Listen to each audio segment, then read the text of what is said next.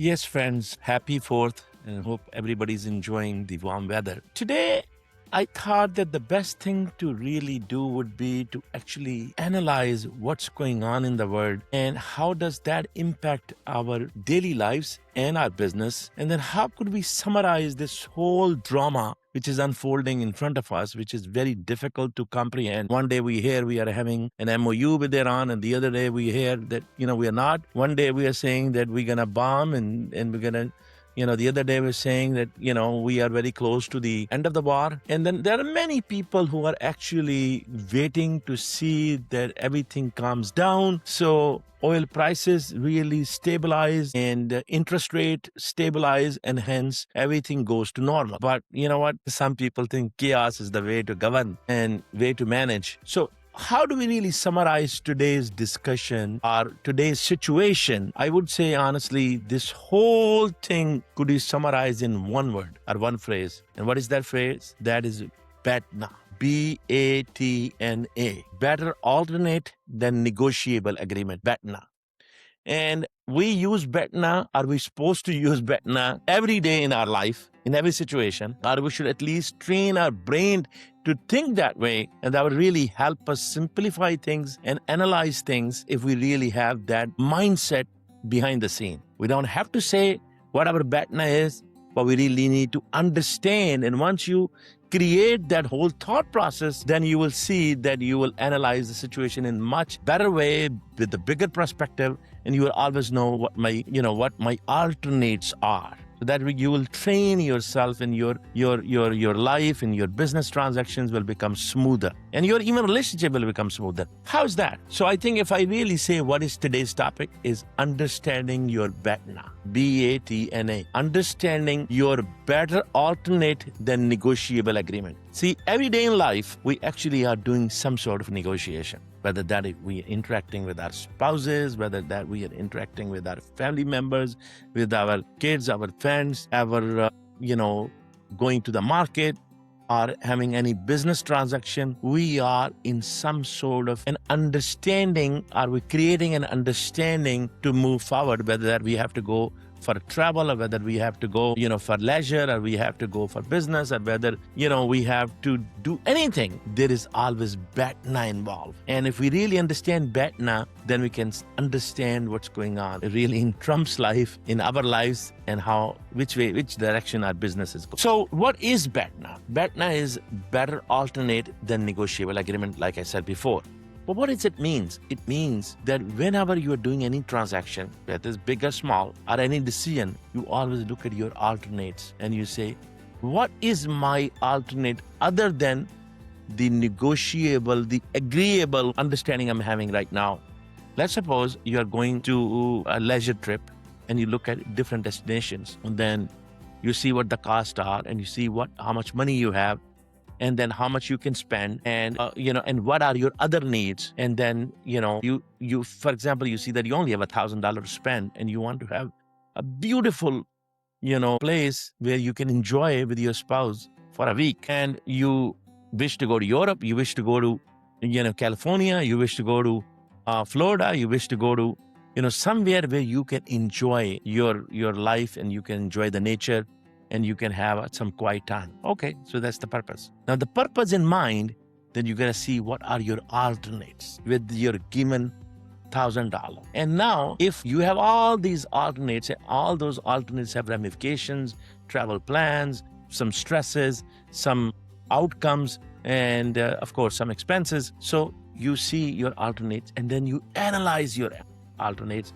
And then you also have one basic alternate, and that is not going anywhere. Not having a contract is also is a contract as well. That's an implied contract. So you have to see whether one of those alternates are good, or if this is between your spouse and you, or with your friends, or with your other party. If you have this understanding that this is what you need to do, and then you see what expenses you can afford and what you have versus what leisure you're going to have, versus what is your alternate, your back end plan. If you don't do this, what will you do? So sometime you end up going to maybe just 100 miles away, because that's what all you can spend, but you can have more enjoyment you have much better scenery and less expenses, and you can enjoy more food, more activities, because all you had was $1,000. So likewise, if you are working somewhere and you want to negotiate your salary, and you are going out and you are really going hard with your HR and your boss, and you're looking for a salary increase. So what is your BATNA? What is your better alternate? Do you have another offer?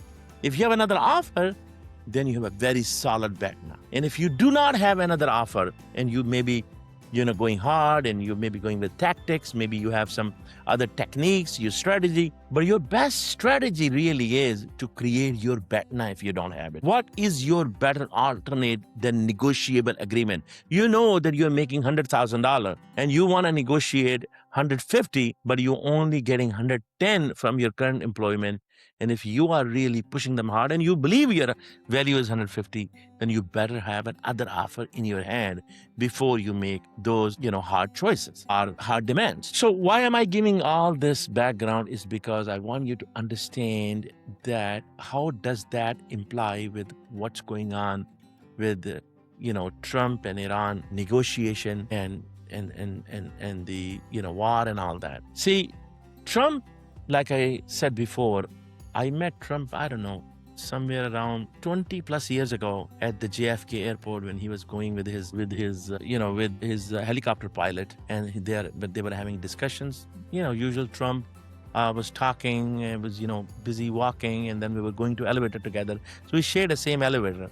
And I, Trump does listen to a reason as well, but he is always throwing tactics because in his mind, he believed that he is the best negotiator. And his negotiation of his entire life is all based on tactics. Whether you threat somebody, or you oblige somebody, or you use power. So these are all very tactical things. And he's conducting this entire thing between Iran and US in a very, very tactical way. He's sending very tactical people over there. And if there is any strategic person like J.D. Vance, unfortunately, J.D. Vance is not able to make all the decisions. And then he has Steve Witkoff and Jared Kushner and, also Marco Rubio. Everybody have their vested interest. And these are all very, very tactical people. However, I would say among all of them, J.D. Vance is probably the most strategic. And, Marco is definitely, again, is using his own tactics. So the thing is, you need all those in conducting business, and you need more. And what more we need, remember we talked about that we need strategic thinker and we need technical thinkers, so they can analyze and have a long-term plan and look at that it's not just short-term and tactical approach, but it's a long-term and technical approach based on technical analysis. So if you really want to understand more on the technical side and strategic side, which is missing, then please watch my previous talks, podcasts. Also, there are some YouTube videos I have, but I would really say that now we are taking that into the next level. That how is Trump really doing this? Why is he going up and down? And one day he's saying we're going to have a war, and the other day he's saying we're going to have peace. So why is that? Well, because Trump is very, tactical in nature. And maybe he believed that keeping these ins and outs, like he does this, keeping his ins and outs, his whole body language, his whole way of talking, his whole persona is all tactics. It's all tactics. So he's so tactical that he doesn't even see or want to talk about strategic and technical sides. So how do we really sum up with BATNA? We sum up with the BATNA because he does not realize what is my long-term BATNA, better alternate than negotiable agreement. So he goes out, have discussion with Iran because he's missing the long-term strategic and technical rationale. He basically doesn't even understand what his better alternate than negotiable agreement is. If he really is strategic and if he's thinking about, BATNA, then maybe his BATNA thinking is again very tactical in nature. What it means is that he basically thinks that he can get the more earnings this way, that the stock market has supposed to be keep moving back and forth. Because when he did give 1 cent statement, the stock market goes up, the oil prices go down. And then he gives the other statement, then it goes other way around. And his friends and all of the investors are making money. And so he believed probably that maybe his strategy, that that's what he want to do and that's what his legacy is going to be. He doesn't really care about the long-term legacy. He only care about short-term tactical money making and his friends and allies making money, no matter what happens to poor people and what happens to economy in the long run and what happens to sanctity and trust of this country and long-term standing of this country in the whole world. Look what's going on with China. Very long-term strategic, very, I'll say, very solid approach. Whereas, and they're not even talking, but look at, they are ahead of the game in all kind of industries, from chip industry to AI to satellites to, look at their car, auto industry, look at their trains, look at even that they are making their own jets. So that's, and their war machine is also way out of the game. They're making, jets and fighter jets in coordination with many countries, including Pakistan. And they're making the, J-17 Thunder and other, in collaboration with Pakistan in fraction of the cost. And they were able to defeat, French jets and, and some other very, very expensive technologies, in India-Pakistan war. So the thing is, America is lacking in their long-term thinking. And like I said, if we think he is strategic and if he think his better alternate than negotiable agreement with Iran is basically not having the contract. If that is his alternate, then not having the contract, and then I can just keep going back and forth, then that is also very, very short thinking. That's not going to produce long-term stability in the economy. Now, if he doesn't even know BATNA, he doesn't have any BATNA, then basically he is just keep going to do, this whole tactical negotiation where he basically believed that he can just keep pounding and keep empowering, and one day he will get the resolution.